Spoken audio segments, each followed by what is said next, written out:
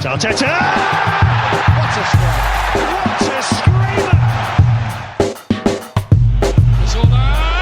And a fantastic goal! Arsenal back in it! And here's Lampard, lines it up, finds the net. Arsenal are in front. Look, when the results aren't good enough and neither are the performances, a big club steps up and does what needs to be done. The manager has moved on and the club goes in a new direction. And that's exactly what has happened. But enough about Bayern Munich. This is the Arsenal Vision post-match podcast. My name's Elliot Smith. You can block me on Twitter at Yankee Gunner. That's right, Bayern Munich's manager is gone, but Unai stands. Unai stands in defiance of his results and his performances, my friend, because Unai Emery has it under control. And according to all the news that's leaking, and it is leaky and yucky because it's saying that the club stand firmly behind him. I don't know if I believe that. We may dive into some of that speculation. But before we dive into any speculation, let me introduce the people who will be speculating along with me. Paul's on Twitter at Paz in my pants. Hello, Paz. Woohoo! Clive's on Twitter at Clive PAFC. Hello, Clive. Hello. Tim is on Twitter at Stoberto. Hello, Tim. Good evening. Good evening. If there's any breaking news while we record this, we will update you, but certainly nothing right yet. I actually got a weird sort of back channel communication earlier today telling me about a sacking, and I jumped the gun. I was running around, twirling my underwear over my head, but it was actually just about the layoffs within the youth scouting ranks and things. So false alarm. That's okay. Hey, we tried some live commentary for the last couple of games over on Patreon, and it's been kind of fun. We're going to try to roll that out to a wider audience, not just keep that behind the Patreon wall thing there. So hopefully everyone will get a chance to listen to that. But we were sort of trialing the technology, and it seems like it's working. So as the kinks get worked out there, we don't kink shame here. We'll do some live commentary. Thank you to everybody who's joined us for these pods. It hasn't been the most fun season so far, but we have had a good time chatting about it, and over on Twitter and Facebook and everywhere that people get in touch, the Discord for patrons. We just really appreciate you and the fact that we're all going through this together. We do have some special Patreon stuff coming up this week, so if you want to join there, we would love to have you. And of course, you can sign up for The Athletic at theathletic.com/Arsenal Vision, get a month free and half off. Enough of that. Let's dive in. And I want to just go ahead and say this on behalf of all of you guys. And if any of you disagree with this, you can tell me, but I think Emery needs to probably go. I think Paul thinks Emery needs to go. I think Tim thinks Emery needs to go. And I think Clive thinks Emery needs to go. So instead of just doing the same chat, why does he need to go? When should he go? Who should replace him? Let's push some of that to the back and let's actually talk about the football for a bit, because I thought this was an interesting game and there are things within it that I think could be worth discussing. And so, Tim, I want to start with you with sort of a weird question, but bear with me if you will. What the fuck is the point of preseason? And what I mean by that is, and I know you'd say nothing, don't pay any attention to it, it's just a fitness exercise, but like, I thought we had a fairly encouraging preseason in spots. It seemed like there were clear tactical styles we were working on, clear approaches to the football that Emery seemed like he was leaning towards. There was the back three that he used sometimes, but it was really more of a 4-2-3-1 system. We went pretty comfortably through the preseason emphasizing those approaches, and basically abandoned it right away and have been flip-flopping back and forth between all kinds of systems. And I guess the reason I'm starting here is to just sort of ask you, what is the point of training with a team and preparing a team and having a year and a half or a season and a half with a team if you are still going into games as if it is your first game with that group of players? Can you find any real reason behind the fact that this team seems to line up for every game like it's Emery's first game in charge? Well, he said, didn't he, that he wants us to be the chameleon team. Mission accomplished. And what, and what I take from that, basically, what's quite interesting was post-match. I don't often look at his comments, to be honest, because I can rarely make head nor tail of them. But I have been in recent weeks. And actually, maybe I should have paid more attention, because I do think he's been saying some interesting things.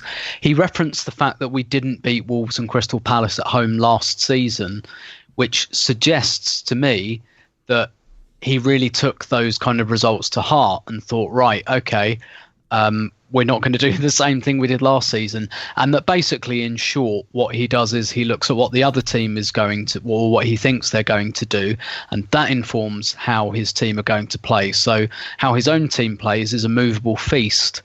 And probably why that looked quite good in pre-season is because we were playing quite good teams.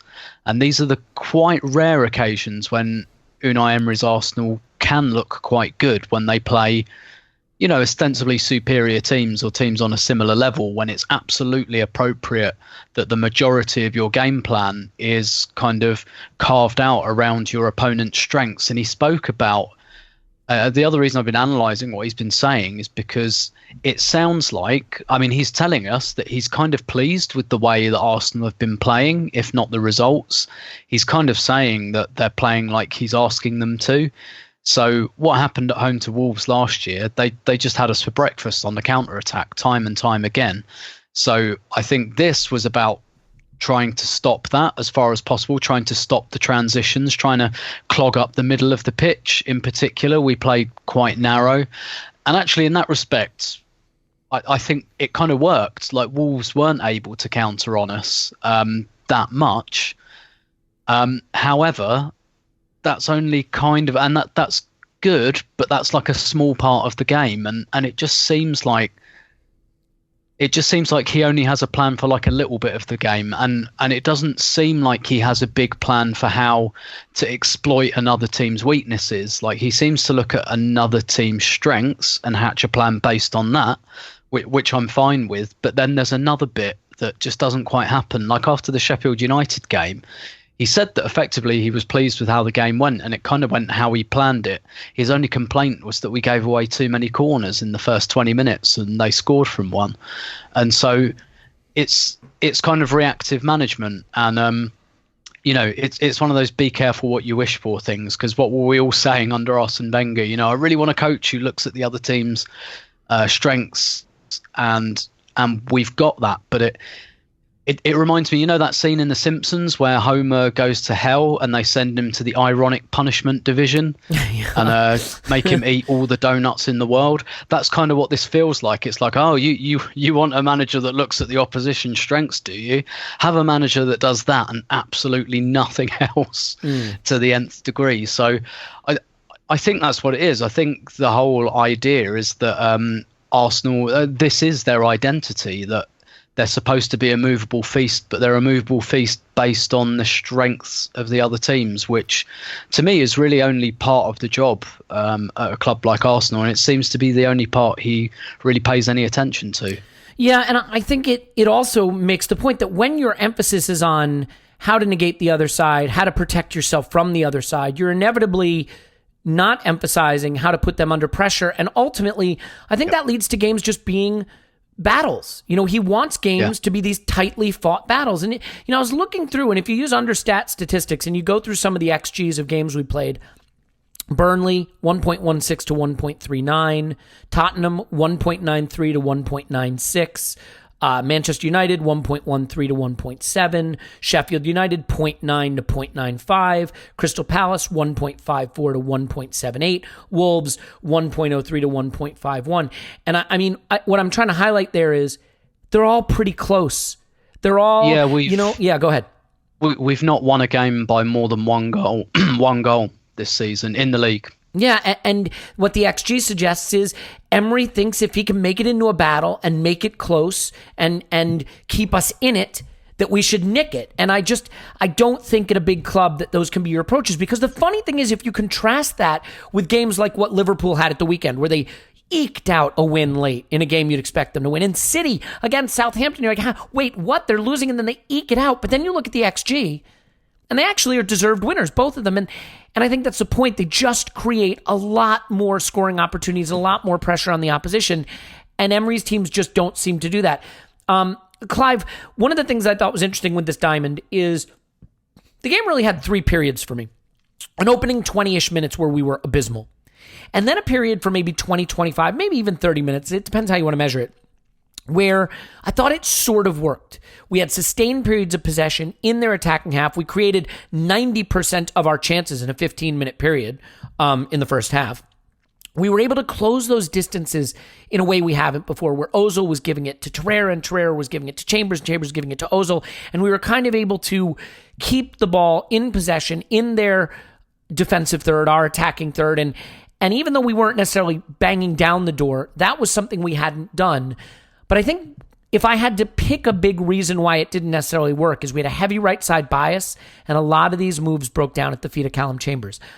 I think we love Chambers because he's manfully doing a job that's not his first job, right back. He's stepped up and been better than maybe we thought he could be.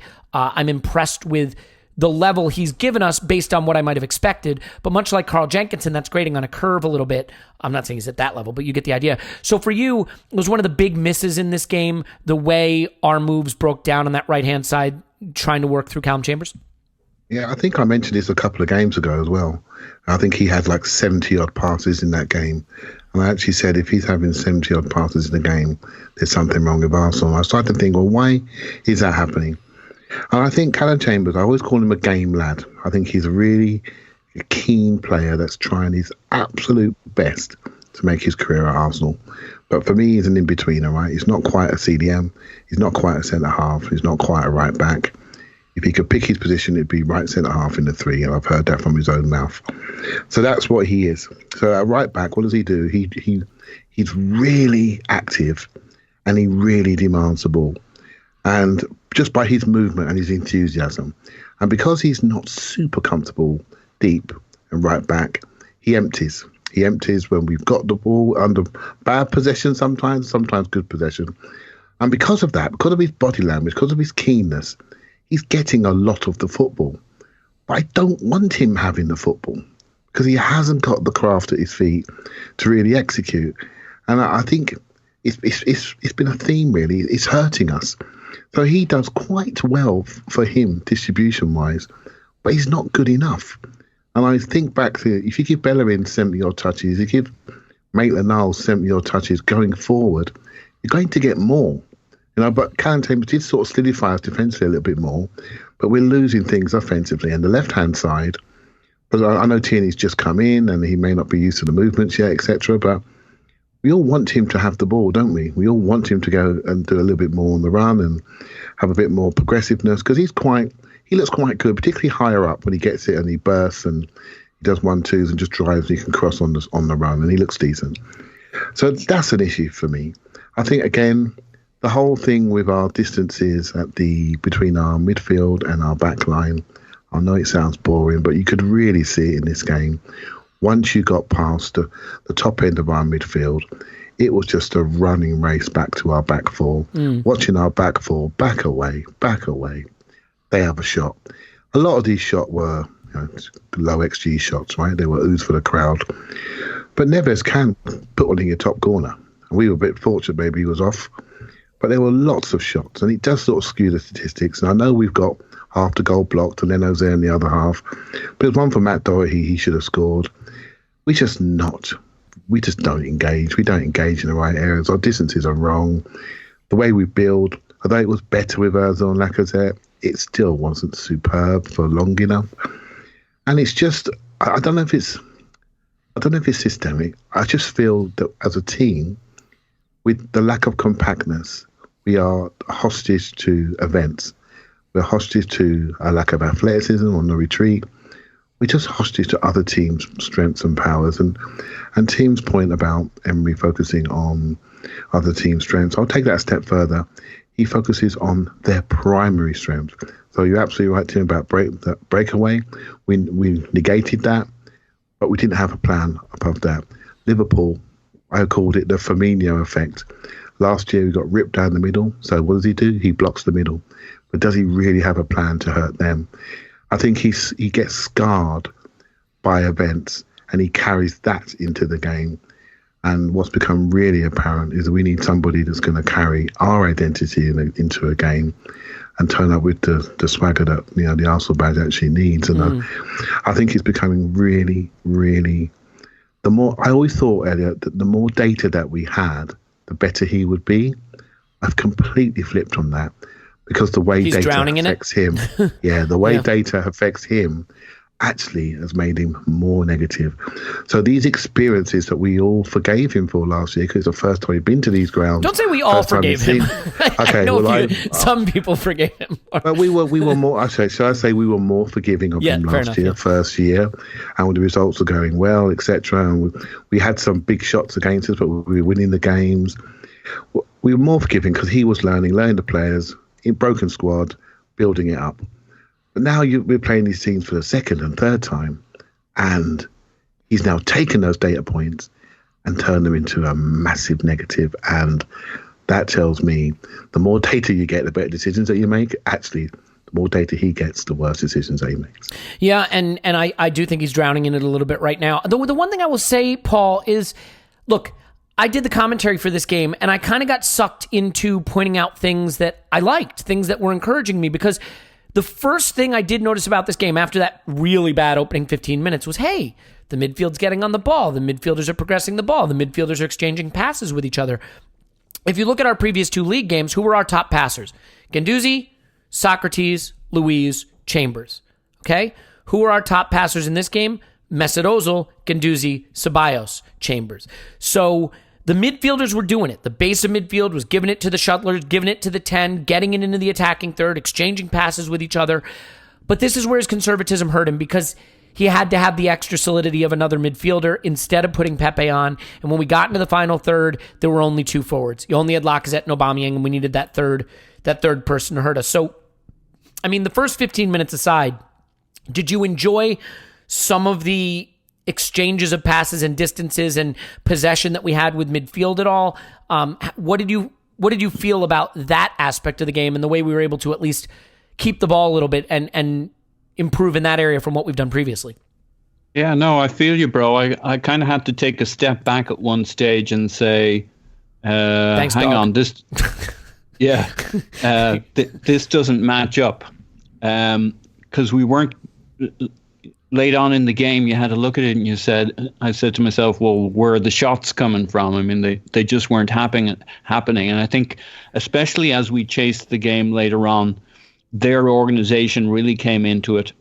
And for all our possession and for all our graft, we were getting nothing out of it. And, we can't forget the Wolves are a really good side, and they're good at this. And I think they need a lot of credit, or they get a lot of credit for how the game ended up, and especially the last 15 minutes. I definitely felt what you felt, which was this was an improvement in terms of football terms after that 15 or 20 minutes initially was gone. I was starting to enjoy it. I was starting to feel optimistic about it. I didn't think we'd quite earned the goal that Aubameyang got, but as the half went on, I thought it was well earned. Ozil was pulling the strings. I mean, it's phenomenal for Ozil to be getting 90 plus passes in a game. Back in the day when things were ticking along, he'd still be only a 50 or 60 pass guy. So he obviously came out with a mission to prove something in this. And very early on, when we were struggling to get going against Wolves, you saw him dropping really deep to help Guendouzi, who started the game really poorly, and then I think grew into it. Yeah. But you're absolutely right, and that was actually sort of leadership, I thought, on his part. Yeah, I mean, he really showed up, and it's the age-old question of what is the question with Mesut Ozil. It's not do you want to play him or don't you want to play him. It's there's a third piece, which is which Mesut Ozil is it? And I mean, he does have. I understand many of its frustrations along the way, but if this was, and the other thing about Mesut Ozil's body language, you can't read too much into it, or you shouldn't, or yes, you bloody can. You can see from the look of Mesut Ozil's body language and how he carries himself, whether he's up for it, whether he's into it. I mean, he was chasing shit down. He was running guys off to the touchline. He was pissed, and he was there to prove a point. He was going to show he was right and the manager was wrong, and we were massive beneficiaries of it. Hang on, did I say fisheries? Well, there's a whole zone off in the English Channel, blah blah blah. But anyway, we were the okay, derailed a bit. I will never admit I mispronounced something. We were the beneficiaries of it in this, and there's so many themes you can spread off into this. But yeah, there was some good football in this, and I kind of scratched. I don't like the 4-2 at home. I fully agree it was to keep things narrow and compact. To surrender the wings to some extent so that we could be solid against the counter-attack from Wolves. It kind of worked, and later on when they hit us, it kind of didn't. But I really feel that the reason we're not taking a formation like that, we should be able to play that formation at home, although it's not ideal, and still hurt the opposition more than we did here. And the problem with changing formation every game, personnel, etc., this lack of uncertainty is the automatisms aren't there going forward or going back. But it was good for about 20 minutes there in the first half. Yeah, and I mean, look, we're really grading on a curve at this point, I acknowledge, right? But we're looking for anything we can enjoy. And as I was watching, the one thing I enjoyed was a little bit more midfield possession, a little bit more sustained possession in their half. Having said that, it didn't come to enough. And then you have to say, well, why is it we still create so few shots and we still have so few opportunities to score? And look, Mesut Ozil had 95 passes. The number one pass combination Mesut Ozil had was to Calum Chambers. And, I'm not trying to pick on the guy, but he never went past his man. He never tried to get to the end line, or very rarely did. And I think that had that been Bellerin, and I'm not saying Bellerin was fit to play, maybe even if it had been Maitland-Niles, with Ozil being on the ball as much as he was, an athlete who could go past his man, who could keep his man pinned back, who could open up those spaces might have meant something. But another thing that it could have been is Pepe. And Tim, this is, look, everybody has their fantasy lineup they want to pick. Unai Emery does not have to pick the lineup I would use in FIFA, okay? I fully acknowledge that. That's not what this is about. But this is where a big club manager, I feel like a guy who is right for a club our size gets it right, and Emery doesn't. He's got Torreira and Ceballos and Guendouzi all out there. And you don't need all three of them. You just need two of them. Because when Ozil is getting the ball 90 times, in between the lines, he needs that extra attacker to give the ball to in the channel, to give the ball to in the half space. And he didn't have it, and it showed. And instead it was Calum Chambers getting on the ball, and a lot of the moves ended there. So for you, is that decision, that unwillingness to pick Pepe and the need to have the three controlling midfielders really Emery's shortcoming at Arsenal in a nutshell? Yeah, I think so. It's the one thing he can't give up, isn't it? And you come into this game and you think, oh, it sounds like he's going to start Ozil, and he's probably going to start Lacazette and Aubameyang because he pretty much always does that. And you think, oh, we're going to get that front four together, and it's like I think our expectations have dropped so much that I think we all know that maybe that's not completely 100% tactically ideal. To have a team that open, and actually we spent quite a few years complaining about Wenger doing that sort of thing too often. But seeing how this is going, we're just going, oh, can we please just get all of our toys out of the toy chest and play with them just this one afternoon? And you think, yes, Ozil's starting, yes, Aubameyang starting, yes, Lacazette starting, Pepe's on the bench. It's like it's like the Grinch. He has to take something away from you.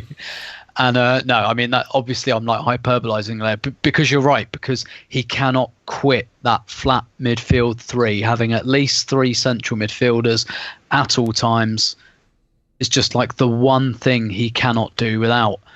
And in this game, it made us super narrow. I was watching, particularly in the first half, because Ceballos was on my side in the first half. I mean, he really wasn't. He was tucking in so much. It wasn't really a diamond at all. It was a bit of a mess, to be quite honest. Seeing who was going out wide, I think Ozil got it. I think Ozil got when to drift it. But I think that's what Ozil does anyway, regardless of whether you play in a diamond. He gets when to drift out wide and when to come inside. And I'm not sure Ceballos does so much. Certainly not off the ball. I think what he likes is to receive the ball there and come inside, and I think Guendouzi likes to do that as well, but he's not quite as addicted to it. He can do it from the centre, but yeah, it's just that's the one consistency, right? In an Emery starting lineup, you're going to get at least three central midfielders, and it just felt like it was interesting actually that he seemed to have a reluctance perhaps to have Ozil and Pepe on the pitch at the same time. It made me think about Clive's comment a couple of weeks ago about Pepe ostensibly being an Ozil replacement, that different type of creator, and that he was worried about Wolves on the counter-attack, which in isolation is pretty justified, really, to be honest. Like, if this season hadn't been going quite badly and I wasn't really down on Unai Emery, I might even say that's a smart thing to do against a team like Wolves, who play with wing backs who bomb up and down and just eat teams alive on the counter. I might say, well, yeah, actually, I can see why you didn't want Pepe and Ozil in there, and why you might want to block up the middle a little bit. But again, it's just... I get it's difficult to balance this team in particular between defence and attack, but he always just goes that other way, and it pretty much always doesn't work, but he keeps doing it. And he said, and this is why, like, the decision to make is there right now, because he's unrepentant about it. He said, that this game went tactically as he wanted it to go. So what's that telling you? Like, we've said he's not a clear communicator. Maybe we just haven't been listening because we haven't liked what he's been saying, and we've been grasping for something else. But he is explicitly saying that this will continue. This is his idea, and he will keep doing it. So. Expect it in, maybe not against Vitoria, because it'll be a different team. But Leicester, yeah. And do you know what? Maybe I was talking about this earlier. Maybe this kind of slightly crappy underdog football where we only think about the other team, maybe that's appropriate against Leicester because they're a better team than us. Yeah, maybe. I mean, I don't think they're a better team than us. I think they're playing better than we are. I think we are a better team than they are. And I think they're... Yeah, go ahead, sorry. They're a better team than us. We have better players, right? Overall. Yeah. This debate broke out. Maybe not. This debate broke out in the Discord, and I don't want to bring it onto the pod right now. I think it's maybe one for down the line, which is, how much does a coach matter? Is a coach making you 90% less than what you could be? Does a coach make you 90% more than what you could be? I think there's a real question about that. And I don't know that I want to answer it on this podcast, but I think it's something that we should talk about. I mean, is Brendan Rodgers making Leicester better than the sum of their parts? Is Brendan Rodgers getting them to perform at roughly their talent level? Is Klopp making Liverpool better than the sum of their parts? I think you'd have to say yes. Is Ole Gunnar Solskjaer making United worse than the sum of their parts? I honestly couldn't tell you. I think they're a pretty shit team, to be fair. So, like, it is an interesting question of how much a coach does make a difference. And I think in the case of Emery, he's definitely getting us to underperform our talent. How much? Well, we may get to find that out very soon. But Clive, with respect to the way this whole system works, I still think that there is a really interesting point to be made about Lucas Torreira, because he just seems, if we're going to play a diamond, he seems like the guy. And Matteo Guendouzi struggled early in this game, and I actually think that the reason a lot of people think he had a shocker is because he had two really bad giveaways early that stick in the memory, and he was bad early.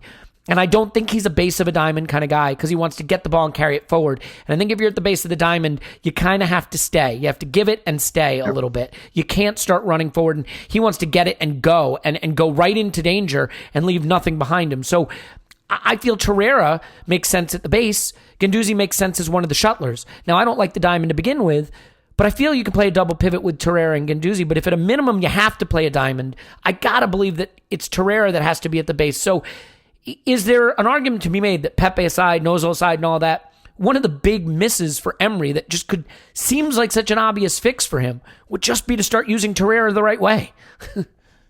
That's part of it. I think, again, what I don't like about this selection was he didn't quite commit to it. So if you commit to a diamond, get the guys in the right place. So look at the personalities of the player. Torreira can be mobile and get into dangerous positions. But you know what? Guendouzi's slightly better at that. He's got a better character to get on the ball slightly higher up. The default personality of Torreira is to cover. He doesn't mind being a water carrier. He doesn't mind. He can be both parts, but I just think Guendouzi's personality slightly higher up is the one, maybe off the right-hand side slightly. And a player that I think is perfect for a diamond, that I just totally ignored, that should have played in this system, maybe a hindsight pick, but I think Joe Willock would have been perfect on the left-hand side of the diamond. I think Wolves had a lot of pace on the right-hand side. He could have discouraged some of that with his speed and recovery going both ways. And I always keep saying it, you want your best runners on the outside tips of the diamond because they need to shuffle across. They need to get out and block off fullback runs. So he didn't quite commit to it. So what does he do? He has Ceballos out there. And Ceballos is not a great runner. He's not great at shuffling across. We've seen it before. And he doesn't do well at it. Once he goes past him, he looks shocking recovery speed. And they just ran past him. Pop, straight past him. Now, what he does when he comes, he's a sort of player that when you have a diamond, you need to be massively disciplined in your shape and just come in, out, laterally. You just can't be everywhere. And what he does is he runs the ball to you and he lends you the ball. He always passes it slightly behind you. So you've got to give it back to him. That's classic Spanish play. It's all about him getting maximum touches on the ball. While we're doing that, we're just getting covered up top. We're not really connected. We're not penetrating. So you're not giving us anything. You're not giving us anything on the recovery, and you're not penetrating the opposition. I've been massively disappointed in him. And Torreira now is he is a victim of the system. You know, sometimes I hear people say that, I go, ooh. But then have a different view, and I think, okay, you're doing fine, but you could do better. And then we could get more from other players in your position who have got the personality to play that position. Mm-hmm. And so you are a victim of the system. And I think, I didn't agree with his substitution. I think we just should have moved it around slightly and got the right. I think we weakened our team by taking off certain players, particularly Lacazette and Torreira. We ended up with a weaker side at the end of the game than the side we actually started with. So it's just committing to the system. You commit to it. You have the right athletes on the outside tip. You have the right personality at the base. We obviously had the right player at the top end of the team because he had a decent game. And we got two forwards that know each other quite well. So if you're not going to play Pepe, make sure you fully commit to the system, fully commit to what you're doing. Make sure you have the right transition speed in your team both ways. But he didn't. He just thought, you know what, I'll stick Ceballos in there because I'm reacting to negativity. Everyone says I'm negative. No, I'd much rather you die by what you're trying to do and have the right players there and don't care what anyone else is thinking. But we now know for certain he cares a lot about what people are saying, what the information leaking out of the club, and what other teams are doing. And I think he's lost a lot of his strength to stick to what he wants to do. And I don't think he is any longer. I think he's far more reactive than he used to be. Yeah, that's well said. I think the thing that disappoints me, guys, too, I don't know if this will be clear in the memory to everybody because, these games just get so muddled. But early on, and certainly during that period where we had them under the cosh, their defenders just looked sloppy and scared and uncertain. There was you remember the Torreira chance that then popped back out to Aubameyang and he curled it over, about a yard over. Those sort of two chances in quick succession. Torreira's shot got blocked and Aubameyang's shot. That all started because of a really poor cross from us that basically went off two Wolves defenders, was bouncing around the box. They just didn't clear it comfortably. And this is the thing that bothers me. And I've been saying this for so long. You know why only having 10 shots matters? Put XG to one side. Sometimes defenders kick it off their own ass into their own goal. Sometimes Mustafi kicks it into his own goal. Sometimes a clearance gets, shanked and it falls right to the foot of a player to tap it in. When you take a lot of shots, when you put the ball in the opposition penalty area a lot, sometimes they accidentally stick their foot out when they shouldn't and they take you down and you get a penalty. So we just don't create enough decisive moments in a match because we're not in the box enough and we're not shooting enough. And we just don't put teams under a lot of pressure. And you know what really scares me? They had 25 shots in this game. Most of them were really low XG chances and stuff like that. Here's the problem. We're going to have one of these games soon where the opposition has 25 shots and the finishing gods are going to be on their side and someone's going to put 6 past us. Because that's how this works. You can't keep giving up 25, 30 shots a game and not have one day go against you where the finishing gods are on their side. We're going to lose a game 6-1, 6-2, one of these days if we keep doing this like this. Paul, I think, again, we talk about Torreira not being used properly, but we did get the lead. We then get pegged back, and then it's time to try to rescue it. And this is where I think Emery has been really poor this season, in addition to everything else, is his in-game management. His subs have been questionable, and most of our games end so muddled. I thought the last 30 or 35 minutes of this game were just an absolute mess. Both sides, really. I don't know that Wolves were great. We were terrible. I thought he got the subs wrong, just flat wrong. I'm curious to get your take on his decision not to bring on Pepe, the subs he made, and the influence they had. Yeah, I think he was rattled. And I think he's been rattled for a while. I do think he's unfortunately starting to listen to other voices, other thoughts. And can I ask you, I know I'm cutting across you, but I'm just going to ask you a quick question, and then you can go right back to your thought. Do you think that the reason Ozil stayed on the whole game is because Emery felt scared is a tough word, but scared to take him off in front of the Emirates faithful with all the circumstances surrounding it? Yeah. I mean, it's not a good sign. No, it's not. I mean, if it were just the one thing he did, that's of that ilk, you'd say, well, okay, we'll allow him. It was a pragmatic choice. Why create an issue he doesn't need? But there's so many of these things going on in terms of his selections and his approach, and it just feels like a guy who's kind of rattled. He's not confident in his own approach. It's one thing to listen to outside voices when you're confident, or when you've maintained a vision. But the problem with his vision is his vision was always adapt to the circumstances. So he's like a curve that's oscillating wildly. I thought the substitutions, the major impression I got from the substitutions was just throw shit at the wall. It was pretty attacking stuff. Okay, it was Kolasinac towards the end because Tierney must have been running out of legs.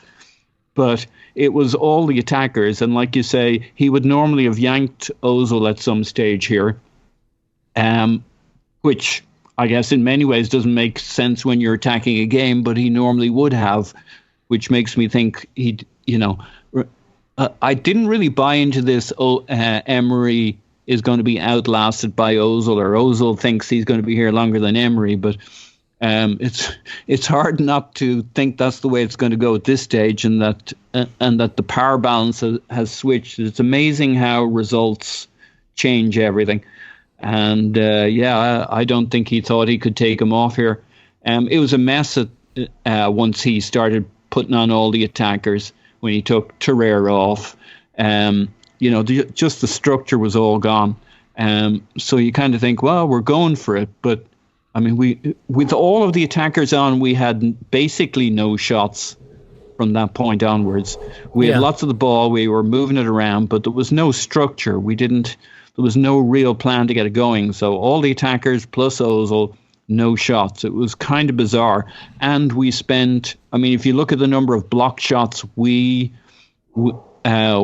number of blocks we put in across the game, we were rattled. We were on the back foot the whole of that last 15 or so minutes after there. That's where we're blocking shots and trying to cut out the play. And Paul, that feels like how a lot of our games end, with us thinking we need to attack to get a winner, not knowing how to do it, and not being able to balance that with any semblance of sort of possession or coherent defending.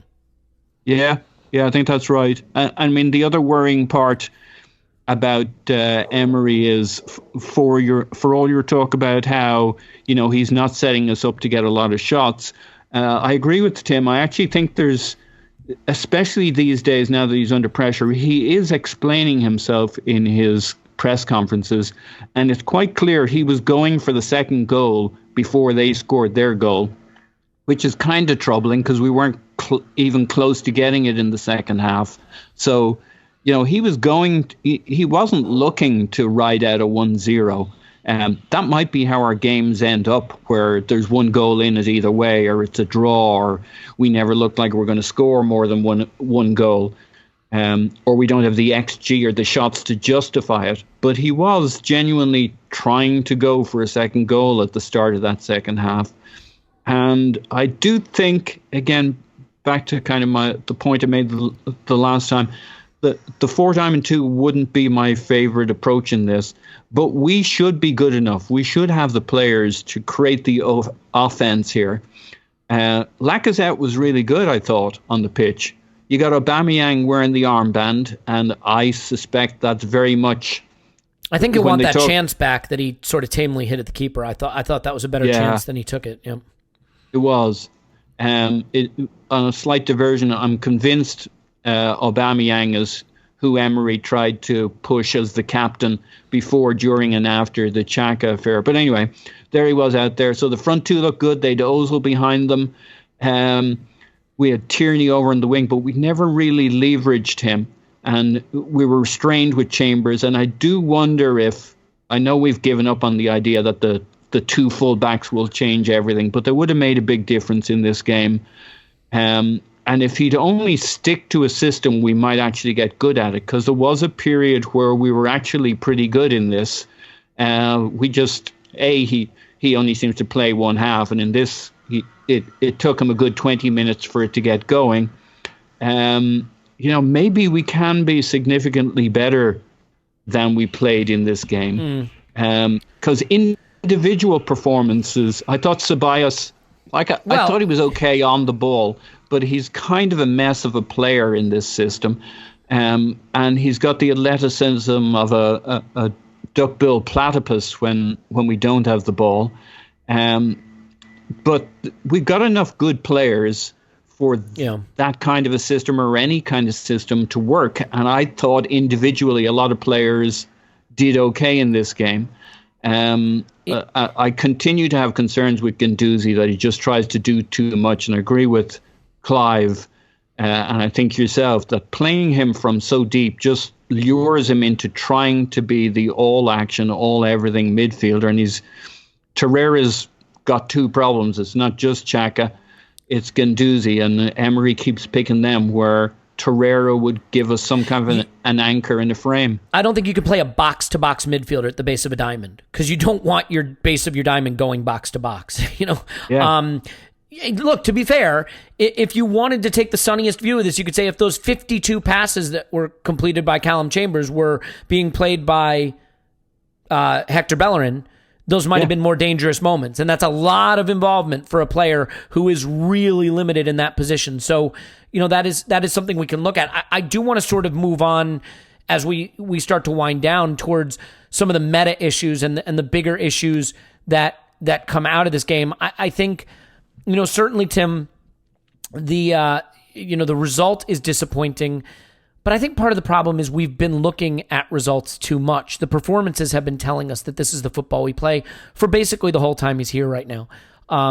We play a lot of close games. We don't really get destroyed in games. I mean, you could say we did get destroyed 25-10. We were outshot here, the 31 shots we gave up to Watford, but we battle. But we never seem to impose our superior talent on smaller teams. For me, that is the death knell for a big club, because you have enough hard games at the top tier of English football. You have to win your home games against smaller sides. And with all due respect to Wolves, who are very good team, they come to the Emirates, they have to get beat, and they have to get handled. We have to have a dominant performance, and we didn't do that. So I guess the next question now is, what's the upside to waiting? Why are they waiting? Why are they not doing anything? I mean, if you look at this and you say, the season is about getting top four and it's crucial that we do. If you are talking to Edu and Vinay and Raul right now, what could they possibly be saying would be the upside to not making a change? So I think, and this could be wish casting on my part, but I think they've probably been caught a little bit on the hop, because the whole thing was, let's give him the whole season. They didn't envisage it going quite this badly. Can I stop you then and ask a follow-up to that statement, which is just that in the context of how disastrously poorly the last season ended, is it fair to criticize them for not having it in their mind that could have been a reflection of who he really is and that they needed to be ready for this? Yes, yeah, I think so. I certainly would have been thinking in those terms. I guess they thought, let's take care of the transfer market and give him some better players and some players in some positions where he needs them, and see where we go from there. But my best guess is that effectively they just don't have anyone lined up, and they don't even have a proper interim solution. So it's all very well us saying, "Oh, give it to Freddy Ljungberg," but we really don't know if he's ready for that at all. And I kind of doubt this, but this could be a reason that they could be kind of grooming Freddie, and they might be thinking, this is too early, and if we throw him in now, we're probably going to lose him forever. Like, we're thinking 2 years down the line, maybe. So, and I think once you start to get into the then what of sacking Emery, you realise, and don't get me wrong, I'm not saying this is not a reason to do it, but this might be a reason why they're waiting and why there's maybe activity happening in the back channels, because you start drawing up a list of people even that you think you might be able to get. And again, as fans, we do this thing, don't we, where we go, I'll just get him, like just get Rodgers. And it's like, well, there's no guarantee we can. Or even if you say something like, let's get an interim like Benitez. Benitez has got a job in China, and I'm sure it pays pretty bloody well. Yeah. So there's no guarantees. And also, once you start to get into this situation, basically you realise that every appointment we can make is fraught with risk, because there's essentially two ways we could go. We could hit the gamble button and go for someone like Freddy as a bit of an interim, see how he goes, don't have to give it to him. But the problem is, unless he's shit hot straight away, you probably lose him at some point, because either he's not good enough or he is good enough, and then you have to appoint him, and you potentially get into the Solskjaer situation. So I think they probably want to avoid that. Or you hit the gamble button on someone like, if you go back for Arteta, don't know if that's on, if that's available, whether he'd want that, whatever. But that would still be a risky appointment for all the reasons it would have been a risky appointment 18 months ago. And maybe it's even hotter now, because we envisaged Emery being what they call in Italy, the ferryman. The guy who just is there for a couple of years and then passes the baton. But that's kind of not happening here. This is, Emery's been bad, so we've got to sack him, so we've got to get this one right. And then so you can either do that, like take the risk on the young manager, because basically the ideal manager is not available to us at the moment. I think it's as simple as that. We're not getting someone like Nagelsmann in November, not happening. You're not pulling Ancelotti away from Napoli in November, not happening. You're not getting Den Haag away from Ajax in November, not happening. There's just some things that you could potentially do in the summer that you just can't do in the middle of the season. So then you get into the sticky kind of, well, do we bring in an interim manager, maybe like a Rafa or someone like that, and say, right, let's just get someone in for 6 months who will steady the ship. It won't be great, but we'll get the results, we'll get in the top four, and then we'll think about it after that. And I think basically what I think and hope they're probably doing is they're having those discussions now, and they're maybe doing some back channel stuff about who they can get. So you draw up your wish list, and then not everyone on your wish list is just going to go, yeah, just give me a call when you're ready. So I think there's probably quite a bit of preparatory work that needs to be done, and none of it's easy. And they probably do have to think quite carefully about what they do next. And to be honest, I do have some sympathy there. I don't have any sympathy if they're not doing any of that work at the moment. And I'd like to think that actually maybe it's been going on for a few weeks. If not, then I have huge doubts about some of those guys. Yeah, I mean, this was part of the debate I was having in Discord, which is like, how bad are things? And I think, Arsene Wenger probably stayed longer than he should have, but that's a very different situation. I mean, in a way, he ran the club. There was no one above him to really lay down the law. That is not the case here. Raul has proven that he's willing to make some strong moves. I think Edu, came in the summer, so we don't really know what he's about yet. But, I think some of the transfer business has looked good. Some of the reshuffling behind the scenes has looked good. We can see that we've done some savvy things. The Saliba move, being able to get Pepe when I think nobody thought we could get him. Whatever you think of how he's played so far, clearly getting him was a coup compared to some of the other clubs that might have been in for him. So I think that there's capability there. And I think they will probably make the move pretty quickly. But I guess, Tim, what it boils down to, you're focusing on who the next guy is. The question becomes, if the guy is just not Emery, do we get a lot better quickly? And Clive, that I think is the question that Edu and Raul have to solve, which is, let's say that the guy they want is out there, but he's not out there right now. And so the choice is pay off Emery and get rid of him right now and go for that guy in the summer. Or keep Emery till the end of the season because you know who's coming in the summer, but he's not there yet. For you is not Emery, right? So just whoever that is, Rafa for half season, Freddie for half season, caretaker, Aubameyang player coach, is not Emery an upgrade on Emery based on how things are going right now? I think individual quality is neither. It may not be as big as what we, big an issue what we think. I think he's fine. He's just lost a bit of confidence, lost a bit of direction. It's too transparent. Some of his issues are just there for everyone to see. And now he's being questioned by the press, by the fans, by everybody, by the players. And so, you know what? What are we trying to solve? So when you're selecting a manager, what are you trying to fix? Now, for some people, it's like, I just want to win. I want to get top 4. For other people, they might think, you know what? The club is fractured at the moment. The gap between the fans and the club and the players is just too broad. We need someone that everyone loves. So do we go for a Freddy or an Arteta? Or do we go hipster? I said Euro hipster. Do we go Euro hipster?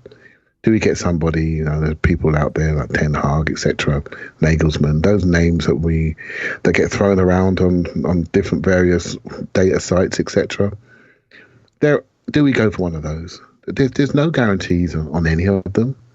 And so, hence why I don't criticise the fact that we haven't done anything straight away. But the direction is we are going to do something. An international break, for me, is that period.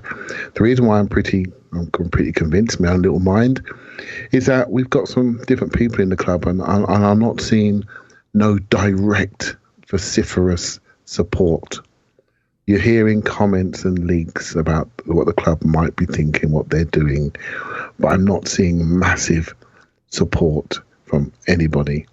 And that tells me no one wants to align themselves massively to this guy. And that tells me he's in departure now. It's big time. And so which direction? So I'm not convinced. So how can anybody be convinced? I'm not convinced that Arteta's the one. I'm not convinced that Freddie's the one.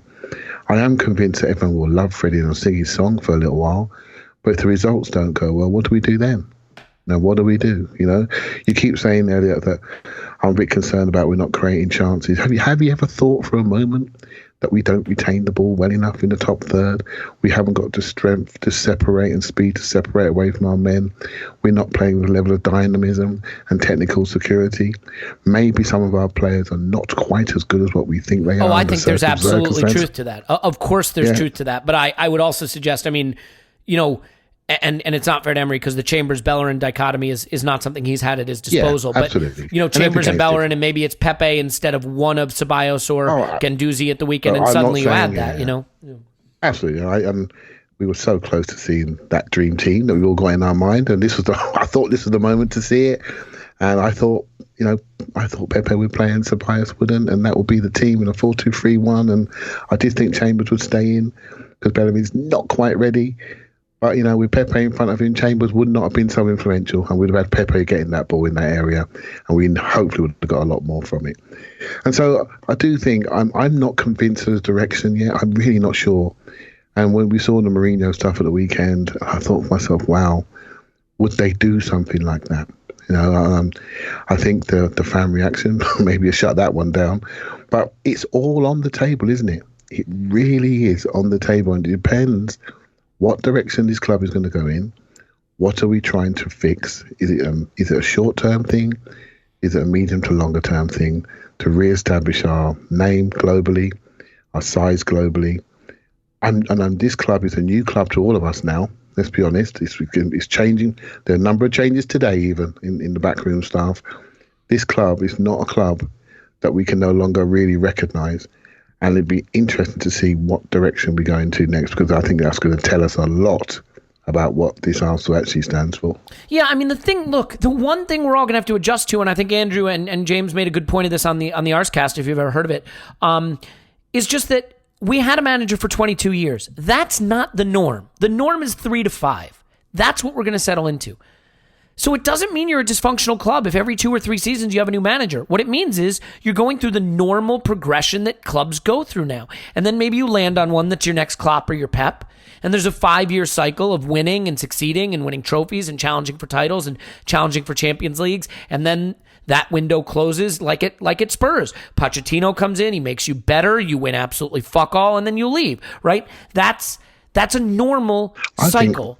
Go ahead. I think it could be a 2-year cycle. It could be. Really I mean, but think if it's a successful guy, then it's 3 to 5, right? If it's a Poch, a Klopp, a Pep. I'll tell you why I fear that the management is changing massively is that we fans have changed. This podcast is an example of that. We analyze absolutely everything. We're not alone. The fans have changed. Our expectations have changed. And I don't think the Arsenal job is a picnic by any means. I think it's one of the toughest jobs out there because everything around the club has got different expectations. We are not aligned. So I do think if you were to ask me, I think we need a massively strong personality to manage the club, to manage everything around it. And it's got to be someone that we can listen to and be communicated to and we believe and stand by. And I think that's the way forward. And so I'm not sure if it's a younger manager's role at this moment in time. Maybe not. Without the support of the club behind him. I will say this. I think if Unai Emery had a few 5-0s and 6-0s and 7-1s to his resume, he'd find it a lot easier to hold on to the job. I think we're maybe being a bit harsh on the Arsenal supporters, only in the sense that I believe the results didn't have to be there.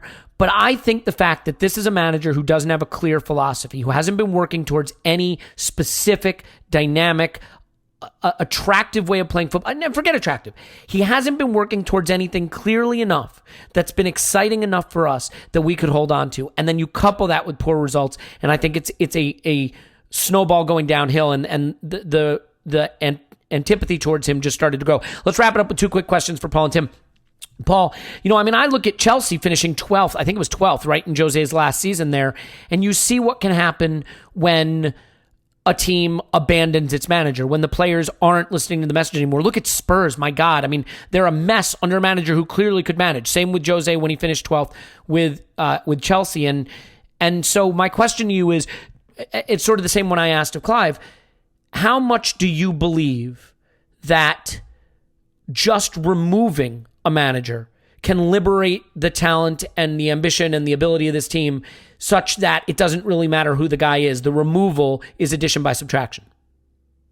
Well, there's certainly a part of that. We saw with Ole Gunnar Solskjaer that he's not a great. It turns out he's not a great manager, but they got a really good run of games. So you get that. You can get a positive bump just by the change. I agree with Tim's analysis. I think it's going to be very hard. Their main problem is finding out who to pull in after that, and the free hit really is Freddy, because he's probably a pretty smart coach with no experience, but he'll have all the support and enthusiasm. It's kind of set up for him in a way, because he's not going to get any shit all season from the supporters, regardless of what happens, win, lose or draw, because they're going to say, well, it was better than Emery and we're hanging on till the summer. But it is creating making him the sacrificial lamb. But I don't think any other option works so well, because anybody else, you go for a Rafa, he's going to want some mega deal. Any manager who comes in who has some status knows he has Arsenal by the balls if they pull him in November or December. It'll be a 17-year deal for 18 million. And the other factor for Vinay, Raul, etc., and Edu is you need a manager who's copacetic with the approach and the players. And that's where Freddie is just a massive benefit, because, of course, he believes in certainly all the young players and in general probably the core team here. Whereas you bring in some high-profile manager, he just may not buy off that Guendouzi is what he needs, or that Saka and Nelson and et cetera, Willock are going to be the future. So there's a lot of moving parts here. I think it's a big risk. I hear, Tim, that they may be grooming Freddie, but if I'm being selfish Arsenal, I'm like, hey, there are other managers out there. We'll have time to sort that out. I'll actually take the risk and look at Freddy here. And yeah, it may not work out for him, but we will actually have time to replace Freddy. What we don't have time to do is replace Emery. So I think there's a reasonable bump to be got here, and I think Freddy can kind of hit the ground running from a fitting into the club perspective in a way that it is going to be really hard for him to pull somebody from the outside. Yeah, I mean, I look at it this way. Once you decide that it's going down in a heap of flames, a burning mess crashing into the ground under Emery, I don't think it matters who you put in once you remove him, because you say, look, in a worst case scenario, it gets no better, which is still fine. We make a change in the summer. And in a best case scenario, taking him out of the equation improves things enough that we have a shot at top 4 based on talent alone. Tim, I think... Yeah. And can I just quickly say, I mean, Lampard isn't doing anything miraculous in terms of formation. There's no Pep kind of formula in there that Freddy in his own way can't do some version of. 4-2-3-1 with they some press kind of a early, twist they commit resources to the attack, they play a fairly high line and push up. I mean, it's not rocket and we science. don't live with it. Yeah. We live with it. Yeah. Look, I totally agree with you. When you make a point about, the next guy might not think Saka's the way forward, might not think Willock is the way forward. I think we're reaching a bit of a tipping point now where the way Emery is using the young players is maybe doing them no favors. I really, really believe that using them in the Europa League, using them in the Carabao Cup makes sense. A spot substitute appearance when you're already winning the game in the Premier League. But this business of trying to get Saka and Martinelli in there against Wolves to rescue the game when Pepe's on the bench, that's too clever by half. And I think you run the risk of damaging them more than helping them. I think we might be reaching a tipping point where his use of the youth players is hurting more than it's helping. Tim, I'll finish with this. First of all, just real quick, you want to have a visceral reaction to the idea of Jose Mourinho managing Arsenal? Yeah, never in a million years. I mean, first of all, I don't think he's a very good manager anymore. That's a key point, by the way. A very, very important point. Yeah. I mean, you've got no money and loads of kids. Like, Jose Mourinho is the last manager I'd think of. But, I mean, the biggest point is just that he's a massive wanker. And I've had people all weekend so. It's like, what further justification do you need? Like, I hate the guy. Like, I don't want him managing my football club. I, as far as I'm concerned, I don't need to explain it. Nobody needs to explain it any more than that. Like, I think, I genuinely, not just in a all cartoonish, WWE style football way. Like, I genuinely think he's an unpleasant guy. The way he's putting himself out there at the moment because he smells Emery's blood, as much as I'm not massively enamoured by Unai Emery at the moment, I mean, that's wankerish behaviour. It's like, this, vulture is like just awful opportunism at its absolute worst. And I think he's a genuinely unpleasant guy. I don't want him anywhere near the club. And even if I thought he was a good manager, I think that's a good enough reason. Well, here's the thing I don't get. And I just add quickly, if Raul's having anything to do with him, and I don't for a moment believe he is, but if he was, I'd completely change my view on Raul in terms of how smart he is. I mean, if he doesn't fucking know from being at Barca where Jose was before, and then at Real Madrid, and with everything he knows in the game, if he's having anything to do associating with, and he isn't, but if he were, I'd be like, if we looked like we were shaping up and it didn't even happen at the end of the day, it just, for whatever reasons, that would be all the nails in the coffin for Raul. He's denied it. He said that they haven't talked in years. I'm not worried about it. My issue is a lot of people on social media are approaching it like, oh, what, you're enjoying the Emery thing so much? I'd take Jose over Emery. You don't need to, because we don't need to. You could just sack Emery. Give it to Freddie. Give it to me. Give it to Aubameyang, player coach. Give it to Gunnersaurus. Like, the idea that the only way we can get rid of Emery is to get Jose makes absolutely no sense. There are better managers we could get, and their names are A.N. other, because he's not a very good manager anymore. So there's that. Tim, I'll leave it with this. It's Leicester next weekend with Vittoria on Wednesday. Oh, by the way, everybody picking on Unai Emery. Everybody's been picking on him. But he returned Wednesday European football to Arsenal. Always remember that. Wednesday Vittoria game. But it's Leicester next weekend. Do you believe if we lose that game, top 4 is gone? I mean, I know that might seem hyperbolic, but it would be 9 points potentially behind both Leicester and Chelsea, having played Leicester and lost to them. Do you think that could be a top 4 decider? And if so, how disastrously catastrophic is it to have your top 4 campaign over before mid-November? So it wouldn't be good. It'd be unlikely, but not gone. Not gone for the reason that, I mean, it's only November, and, you know, we could still go on a run, etc., etc. Yeah, neither Leicester or Chelsea are flawless, by the way. You know. Yeah. And, you know, ultimately Leicester and Chelsea have built up those leads in, 10, 11 games? But there's 27 left, so you can claw it back in 10 or 11 games, you know, well enough. I mean, if we keep Unai Emery, then that's not going to happen.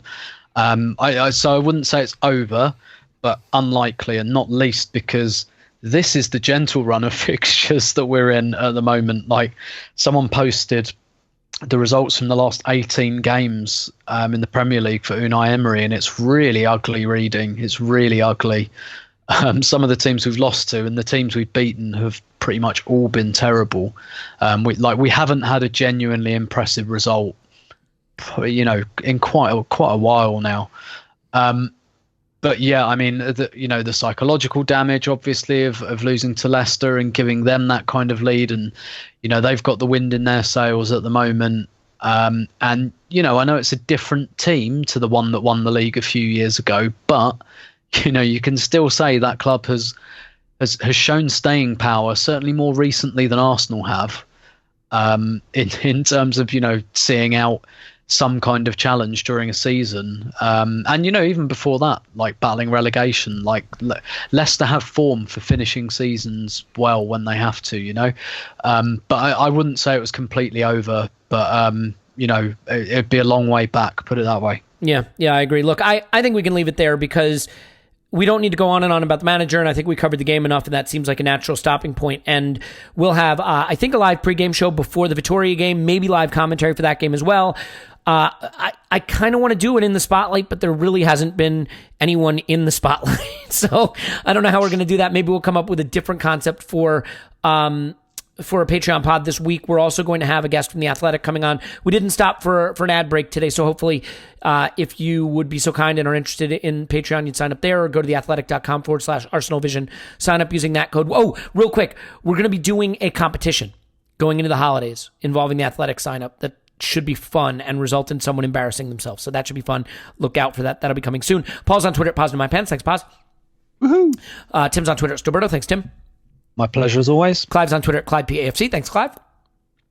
Very much. And of course, my name's Elliot Smith. You can block me on Twitter. Yankee Gunner. Give us a 5-star review. Right now, it's things about Scott, because there's so many things about Scott that, oh my gosh, it's fertile territory. He'll be back on a pod in the near future as well. In any event, we love you. We really do. And Wednesday night European football is back, everybody. Just another reason to be proud of the Arsenal. We'll talk to you after Arsenal 10. Victoria.